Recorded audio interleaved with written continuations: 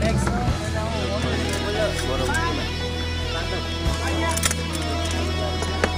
Laging tinatanong sa aking isipan, Ang galon. bakit kailangan husgahan ang iyong nararamdaman?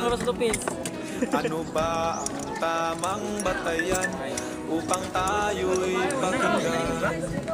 Dapat mataas pa ang iyong pinagmulan, kahit nasasaktan ang aking sarili. Balik na. Pilit na itinatago Tama to. at walang sinasabi. Puso may nagturo